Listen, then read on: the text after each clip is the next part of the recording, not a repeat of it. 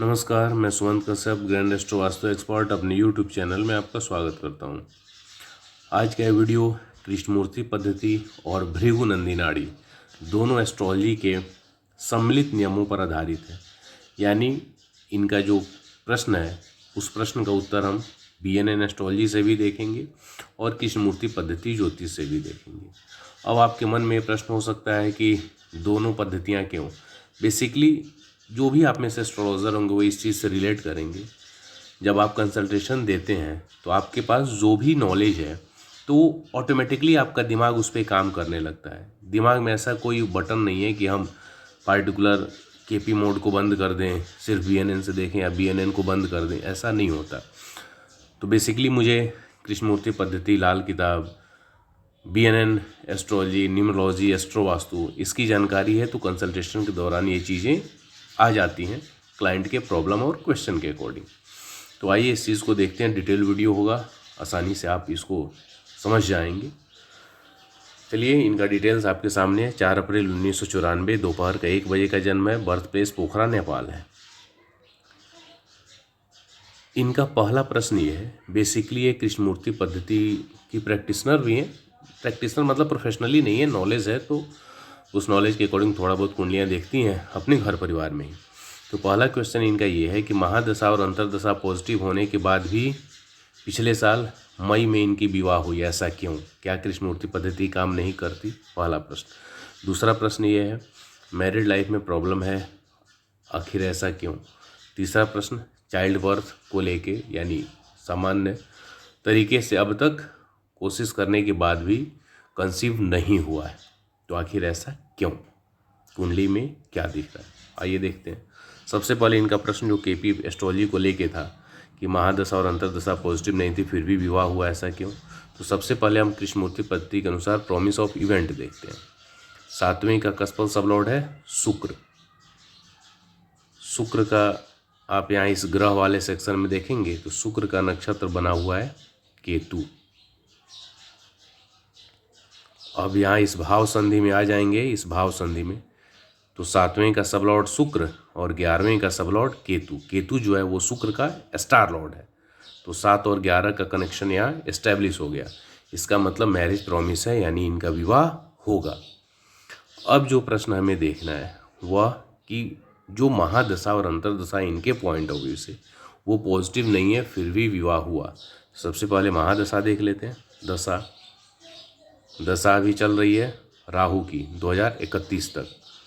अंतरदशा की हम बात करें तो राहु में बुध, शनि की अंतरदशा 2021 में ख़त्म हो चुकी है और 24 के जनवरी तक बुध रहेगा और पिछले साल मई में इनकी शादी हुई है। तो बेसिकली महादशा राहु और अंतरदशा बुध रहेगा। तो किस आधार पे इन्होंने कहा कि महादशा और अंतरदशा दोनों निगेटिव है मैरिज के लिए, आइए देखते हैं। बेसिकली कृष्णमूर्ति पद्धति में इस प्लैनेट सिग्निफिकेशन का प्रयोग किया जाता है। इसमें राहु में देखेंगे तो 6ठा भाव आ रहा है और बुध में देखेंगे तो 6-8 बार आ रहा है। तो बेसिकली इनका यही क्वेश्चन है कि जो कृष्णमूर्ति पद्धति के अकॉर्डिंग 2, 5, 7, 11 भाव होने चाहिए विवाह के लिए, वो ना महादशा में है ना अंतरदशा में, ऐसा क्यों?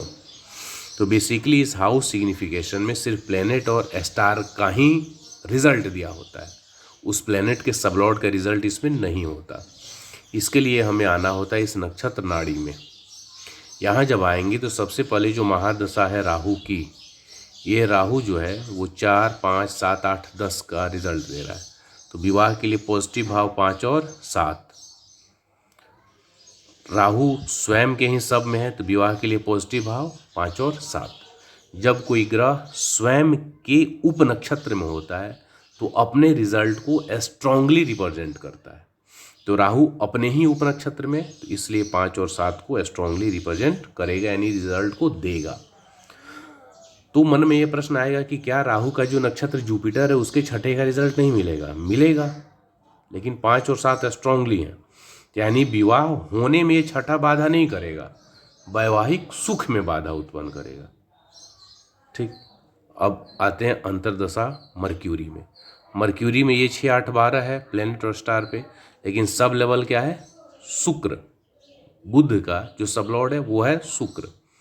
शुक्र जो है वो 7 CSL है, अनटेनेंटेड प्लैनेट है।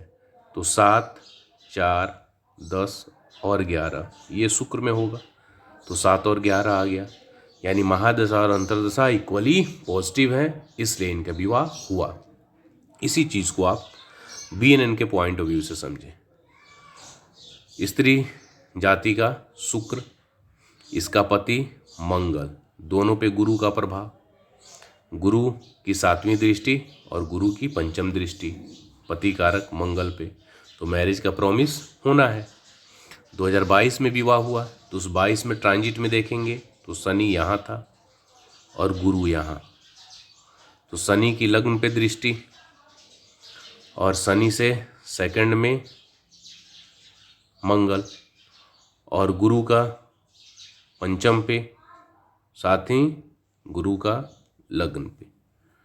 तो बेसिकली ये चीज़ें यानी शनि और गुरु का जो ट्रांजिट है ये भी यहाँ पे सेटिस्फाई होता है। और शनि की 10वीं दृष्टि इस लग्नस्थ यानी जो नटल गुरु है उस पे, तो कुल मिलाकर BNN का जो ट्रांजिट रूल है वो भी उस टाइमिंग को सेटिस्फाई कर रहा है।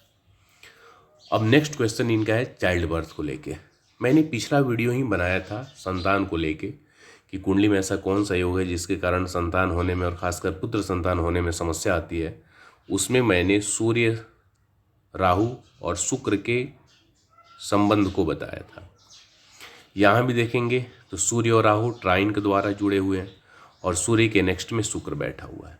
ये स्थिति चाइल्ड बर्थ में डिले करता है, ह्यूज डिले करता है, लेकिन इसके रिजल्ट में थोड़ी सी कमी कब आ जाती है, जब इस पर गुरु का प्रभाव हो।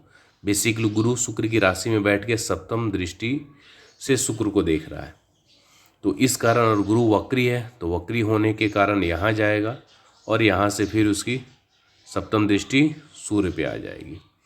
तो इस कारण चाइल्ड बर्थ तो होगा, लेकिन ये जो संबंध बन रहा है यानी सूर्य, शुक्र और राहु का, तो ये डिले अवश्य होगा, लेकिन गुरु के प्रभाव के कारण चाइल्ड बर्थ हो जाएगा, लेकिन डिले के साथ।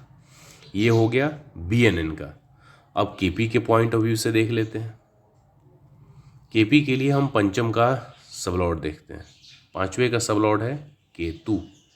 क्या केतु चाइल्ड बर्थ प्रॉमिस कर रहा है? तो आइए देखते हैं। केतु में 5 और 11, 2, 5, 11 केतु में है, चाइल्ड बर्थ प्रॉमिस है, लेकिन चाइल्ड बर्थ का निगेटिव नंबर 4, 8 और 4 प्लेनेट और सब लेवल पे है, और साथ ही साथ 8वां भाव भी है। तो इसका मतलब क्या होगा? प्रॉब्लम के बाद होगा। 5 और 11 के कारण चाइल्ड बर्थ होना है, लेकिन 4 और 8 के कारण प्रॉब्लम के बाद होना है। अब देखते हैं कि कब होगा। ये महादशा राहु का कंप्लीटली निगेटिव, चूँकि तीनों स्तर पे 4थे भाव का रिजल्ट पूरी तरह से, 5वां भाव भी 2 बार है, अष्टम भाव भी 2 बार है, यानी निगेटिव का हम देखें तो 4 और 8 का पलटा भारी है, लेकिन 5वां भाव भी 2 बार है। यानी इस महादशा में बच्चा हो सकता है, लेकिन नॉर्मल तरीके से शायद मुश्किल हो, IVF की मदद लेना पड़े। अब अंतर्दशा भी पॉजिटिव होनी चाहिए। बेसिकली इस बुध की अंतर्दशा में तो नहीं होना है, ये फैक्ट हो गया, क्योंकि 4-4 2 बार ऑपरेट हो रहा है। बुध के बाद केतु की अंतर्दशा आएगी। ये 1 साल का जो समय है, ये विद ट्रीटमेंट, चूँकि 5वां CSL है केतु, तो बाय डिफ़ॉल्ट पंचम की वो रिजल्ट को लेके आएगा, उसके गुण और माहौल को तैयार करेगा। तो एक छोटा सा अपॉर्चुनिटी यहाँ दिख रहा है, अदरवाइज़ मुश्किल है। इसके बाद जब हम बात करें तो शुक्र की जो अंतर्दशा है, केतु के बाद जो शुक्र की अंतर्दशा आएगी, उसमें 5 और 11 मौजूद है। तो ये जो समय है ये थोड़ा सा ज़्यादा पावरफुल दिख रहा है। यानी हम देख लेते हैं कब आएगा। शुक्र की अंतर्दशा बेसिकली है 25 से लेके 28 के बीच में। तो ये स्थिति चाइल्ड बर्थ के लिए ज़्यादा बेनिफिशियल है जब राहु में शुक्र आएगा। अदरवाइज़ फिर इनको मंगल तक वेट करना पड़ेगा, जो कि 2030 में है। चूँकि सूर्य में भी 4था भाव स्ट्रांग है और ये चंद्रमा में आते हैं तो अष्टम है। बेसिकली 2 तो आ गया, लेकिन पंचम भाव मिसिंग हो रहा है। बेसिकली 5वां भाव भी अंतर्दशा में, चूँकि महादशा स्ट्रांगली निगेटिव है, 3 बार 4 लेके, तो कम से कम अंतर्दशा में तो पंचम भाव होना चाहिए, जो कि ये शुक्र की अंतर्दशा में 5 और 11 मिल रहा है। अब यहाँ से BNN का ट्रांजिट रूल भी यदि हम देख लें तो 2023 में यहाँ पे आएगा गुरु, 24 में यहाँ आएगा, जो कि 25 के अप्रैल तक रहेगा। यानी 23 के अप्रैल में 12 से 1 नंबर में जाएगा गुरु, 24 के अप्रैल में 2 नंबर में जाएगा, 25 के अप्रैल में 3 नंबर में जाएगा और 26 में यहाँ जाएगा। तो यहाँ से ये पंचम पे दृष्टि देगा और इस पे भी दृष्टि देगा। तो ये ट्रांजिट वाइज भी 2026 का समय BNN के अकॉर्डिंग काफ़ी पॉजिटिव लग रहा है 2026।